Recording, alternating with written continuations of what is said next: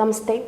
ഹിന്ദുമതത്തിലെ ഏറ്റവും പവിത്രമായ ഗ്രന്ഥമായി കണക്കാക്കപ്പെടുന്നതാണ് ഭഗവത്ഗീത. പതിവായി ഇത് വായിക്കുന്നതിലൂടെ ഒരാൾക്ക് ജീവിതത്തിൽ നിരവധി നല്ല അനുഭവങ്ങൾ ലഭിക്കുമെന്ന് വിശ്വസിക്കപ്പെടുന്നു. ഭഗവത്ഗീത ഹിന്ദുക്കളുടെ മതഗ്രന്ഥമാണെങ്കിലും ഏത് മതത്തിലുള്ളവർക്കും ഗീതാ പാരായണം ചെയ്യാനും ശരിയായ പാതയിൽ ജീവിതം നയിക്കാനും കഴിയും. ഇത് ഏറ്റവും വലിയ ഉദാഹരണമാണ് കുട്ടിക്കാലം മുതൽ ഭഗവത്ഗീത വായിച്ചു വരുന്ന പ്രശസ്ത മുസ്ലിം സിനിമാ സംവിധായകൻ ഇംതിയാസ് അലി. 6ാം ക്ലാസ്സിൽ പഠിക്കുമ്പോൾ മുതൽ താൻ ഗീത ചൊല്ലുന്നുണ്ടെന്നും അത് തന്റെ ജീവിതത്തിൽ വളരെയധികം മാറ്റങ്ങൾ വരുത്തിയെന്നും അദ്ദേഹം പറഞ്ഞിരുന്നു. നിരവധി മികച്ച സിനിമകൾ നിർമ്മിച്ച ഇംതിയാസ് ഇസ്ലാമിൽപ്പെട്ടയാൾ.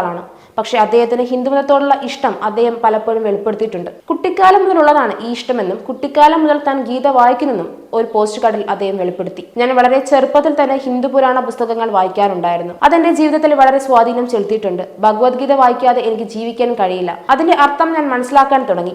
ഭഗവത്ഗീത എന്റെ ജീവിതത്തിലെ പ്രധാന പുസ്തകമാണ്. ഇന്നും എന്റെ മേശപ്പുറത്ത് നിങ്ങൾക്ക് കണ്ടെത്താൻ കഴിയുന്ന പുസ്തകമാണിത്. 6ാം ക്ലാസ്സിൽ ഞാൻ ട്രെയിനിൽ യാത്ര ചെയ്യുകയായിരുന്നു. എന്റെ പോക്കറ്റിൽ അധികം പണമില്ലായിരുന്നു. യാദൃശ്ചികമായ റെയിൽവേ സ്റ്റേഷനിൽ എനിക്ക് വാങ്ങാൻ കഴിയുന്ന ഒരേ പുസ്തകം ഗീത മാത്രമായിരുന്നു. എന്തുകൊണ്ടാണ് ഞാൻ ഗീത വായിക്കുന്നതെന്ന് ചിന്തിക്കുവാൻ എന്റെ ചുറ്റുമുള്ള ആളുകൾ വിചിത്രമായി തോന്നുന്നുണ്ടാകുമെന്ന് അദ്ദേഹം കൂട്ടിച്ചേർത്തു. മതത്തിന്റെ പേരിൽ രാജ്യത്ത് നടക്കുന്ന ആക്രമണ പാരമ്പര്യം നമ്മളെല്ലാവരും കണ്ടുവരികയാണ്. ഇത്തരത്തിലുള്ള ഒരു സാഹചര്യത്തിൽ അദ്ദേഹത്തിന്റെ വാക്കുകൾ ഞെട്ടിക്കുന്ന തരത്തിൽ ഉള്ളതാണ്. ഹിന്ദുമതത്തിന്റെ വ്യാപ്തി അത്രമാത്രമാണെന്ന് നമുക്ക് ഇതിലൂടെ മനസ്സിലാക്കാൻ സാധിക്കും. ഭഗവത്ഗീത, രാമായണം, മറ്റു വേദങ്ങൾ എല്ലാം അനുശാസിക്കുന്നത് നമ്മുടെ മനുഷ്യ ജീവിത സാഹചര്യവും നമ്മൾ എങ്ങനെ അത് ആയിരിക്കണം എന്നുള്ളതാണ്.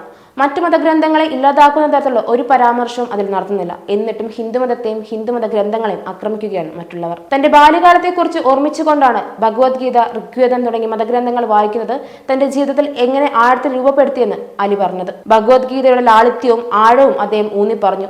മനസ്സിലാക്കാൻ വളരെ എളുപ്പമായിരുന്നു. അതെനിക്ക് മനസ്സിലാക്കാത്തതായി ഒന്നുമില്ലായിരുന്നു. പക്ഷേ ഞാൻ 5ഉം 10ഉം തവണ വായിച്ച ശേഷം കാര്യങ്ങൾ ഉണ്ടായിരുന്നു അതിൽ. ഇത് മാത്രമല്ല, മറ്റു മതഗ്രന്ഥങ്ങളും താൻ വായിക്കാറുണ്ടെന്നും അവ തനിക്ക് ആഴത്തിൽ രസിക്കുന്നു എന്ന് ഇംതിയാസ് പറഞ്ഞു. അവ വളരെ രസകരമായ കാര്യങ്ങൾ വാഗ്ദാനം ചെയ്യുന്നു.